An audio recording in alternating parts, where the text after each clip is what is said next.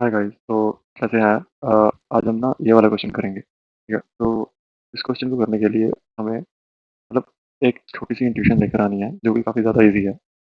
जैसे कि देख लीजिए कि मेरे पास एक सिंपल नम्स है, राइट? नम्स क्या लो यहाँ पे एक एरे है, इसको मैंने डिवाइड करना है इन द सेंस ऑफ रोज और कॉलम के बीच। अब रोज और कॉलम पहले हम इंट्यूशन बनाते हैं। अब रोज और कॉलम जो है वो कैसे होंगे? जो एम डिनोट कर रहा है वो कर रहा है रोज, जो एन डिनोट कर रहा है वो कर रहा है कॉलम। तो इसने बोला है कि 2 रोज़ होने चाहिए, रोज़, और 2 ही कॉलम्स होने चाहिए, 2 कॉलम हो गए। और ये जो 4 कॉलम 4 जो मेरे पास ब्लॉक्स बने हैं, इनके अंदर मुझे ये सभी नंबर्स डालने हैं each by each. Okay, 1, 2, 3 then 4। अब इसको करने के लिए हमें इंट्यूशन दिमाग में लानी पड़ेगी। एक और चीज़, हाँ, इन्होंने दिया हुआ है कि एम और एन जो एग्ज़िस्ट करेंगे उसके अंदर जो एलिमेंट्स होंगे वो 0 से n-1 तक होंगे, और नेक्स्ट होंगे वो 2 इंटू n-1 से होंगे, मतलब कि जो नेक्स्ट रो के अंदर होंगे, राइट? अब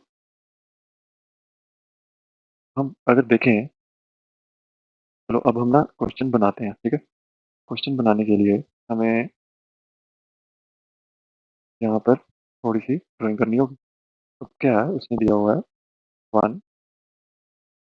2, 3, देन 4, राइट?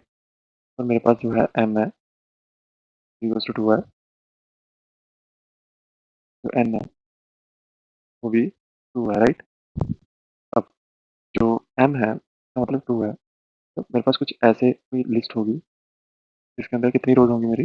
मान लो ऐसे एक हो गई रो, और एक दूसरी रो ये हो गई, राइट? अब कॉलम्स क्या इंडिकेट कर रहा है? कॉलम्स इंडिकेट कर रहा है कि हर रो के अंदर कितने एलिमेंट्स हैं। एक यहाँ पर होगा, एक यहाँ पर होगा, एक यहाँ पर होगा, और एक यहाँ पर होगा।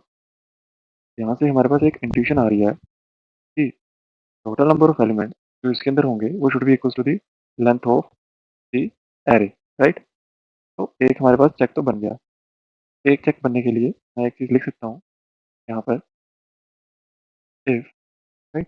अभी के लिए मैं ये लिखता हूँ, if m into n is equal to length of original, right, is my num, then do something, then do thing, right? We will do something after that what will happen? अब मान लो कि मैंने पहला वाला पकड़ लिया, ठीक है? पहले के अंदर मैं अपना कर्सर यहाँ मान लो चला रहा हूँ, ठीक है? तो पहले 1 आएगा, फिर 1 आ गया, फिर कर्सर मूव हुआ 2 पे, ठीक है? तो 2 आ गया यहाँ पर, ठीक है? पहले रो के अंदर ये तो कंप्लीट हो गया, मतलब कि 2 कॉलम्स फुल हो गए इन माय फर्स्ट रो।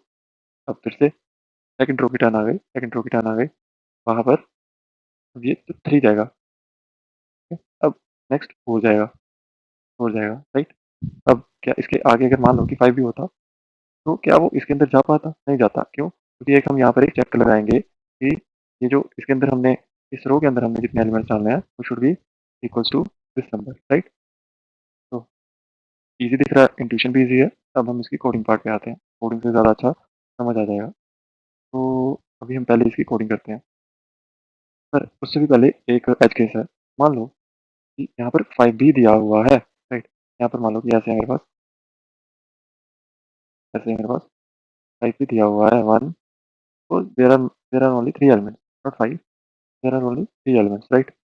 अब ये जो 3 एलिमेंट्स हैं, तो उन्होंने बोला है कि ऐसे ही डिस्ट्रीब्यूट करना है, ऐसे ही डिस्ट्रीब्यूट करना है, बट इन द सेंस कि उसके अंदर जो रोज़ हैं वो 1 होनी चाहिए, और जो कॉलम है, राइट, के अंदर क्या होना चाहिए? कॉलम, तो 2 कॉलम होने चाहिए। मान लो मेरे पास ये चीज़ है, राइट? मैंने कहा 1 रो आ जाए और उसके अंदर 2 कॉलम होने चाहिए। अब जब मैं इसको यहाँ से काउंट करना शुरू करूँगा, 1, ठीक है, 1 तो चले गया, ठीक है?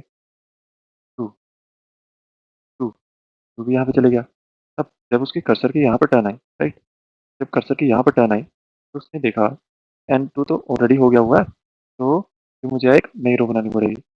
पर मैं यहाँ पर एक नई रो तो बना ही नहीं सकता हूँ, क्योंकि m ही मेरे पास 1 है, तो ये चीज़ पॉसिबल ही नहीं है। तो यहाँ से मेरे पास एक कंक्लूजन निकल आया, जो 3 है वो तो कहीं जा ही नहीं सकता, तो इसके कारण मेरे पास जो इसको है मैं कन्वर्ट कर ही नहीं सकता हूँ into rose and column, right? So in this case, in a question, it is given to just return simple empty array. So I will just return simple empty array. चलिए चलिए हो गया। तो अब हम पहले नॉर्मल चीज़ें करते हैं। तो यहाँ से एक और चीज़ है, 1 इंटू 2 अगर करेंगे, 1 into 2, right? 2 is equals to 2। Basically मैं बस 2 एलिमेंट ही कॉन्स्टिट्यूट कर सकता हूँ अपने, जो मेरे पास ये मैट्रिक्स बनेगी उसके अंदर। तो यहाँ पर मेरे पास 3 थे, ठीक है? 3 थे, ज़्यादा थे, तो मैं नहीं अकोमोडेट कर सकता, ठीक है?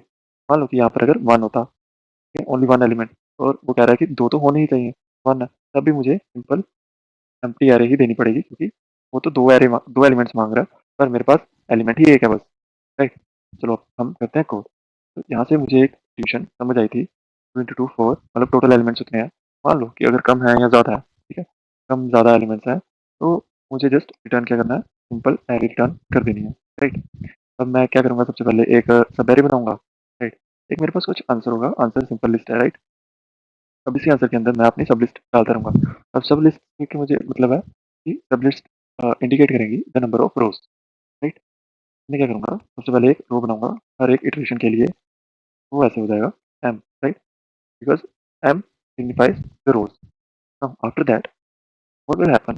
Uh, Here, what we are doing, we are just iterating over the array, right? So in order to iterating over the array, wait a minute, yeah. तो अब इटरेट होने के लिए array के ऊपर से मैं एक for लूप भी लगा सकता हूँ और while लूप भी लगा सकता हूँ, राइट? अब मैं एक while लूप भी लगाऊंगा। एक मिनट, यहाँ पे मैंने एक array तो बनाई नहीं, सब array, ओके? तो ये मेरी रो हो गई, रो एक एम्प्टी रो हो गई। इसके अंदर हम एलिमेंट्स डालेंगे according to our n requirements, कि कितने कॉलम मुझे चाहिए। अब ये जे हो गया। अब जे को मुझे यहाँ पे डिफाइन करना पड़ेगा, राइट? जे जीरो, क्योंकि एक बार ही रो मुझे सारी चलानी पड़ेगी। J should be less than length of original, right? Okay, तो ये तो हो गया मेरे पास। अब मैं क्या करूँगा, अब मैं अपने जो एस एस सॉरी, मेरा आर है, राइट? आर के अंदर मैं अपेंड कर दूंगा, इसको अपेंड करूंगा ओरिजिनल के जे को। अब ओरिजिनल के जे को मैंने अपेंड कर दिया। मान लो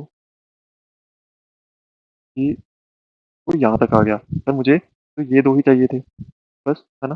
पहले रो के अंदर बस मुझे ये दो ही चाहिए थे। तो एक और चेक आएगा कि वो जो इटरेशन है वो यहाँ तक ही रुक जाए, ठीक है? और फिर नया एक नई रो बने, फिर इटरेशन शुरू हो। तो उसके लिए मुझे एक वेरिएबल काउंट रखना पड़ेगा, काउंट 0।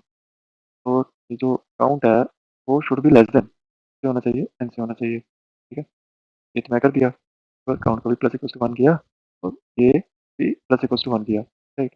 अब मैं क्या करूँगा, जो मेरे पास आंसर है उसके अंदर मैं रो को एपेंड कर दूंगा, मतलब ऐड कर दूंगा। तो मेरी रो भी ऐड हो गई, मैं रिटर्न आंसर कर दूंगा। मुझे देखना होगा कि आंसर मेरा सही है कि गलत है। अब तो गलत आ रहा है कुछ, तो आउटपुट मेरा बस यही निकल रहा है, आउटपुट मेरा ये आ रहा है, राइट? तो let's check what is going on.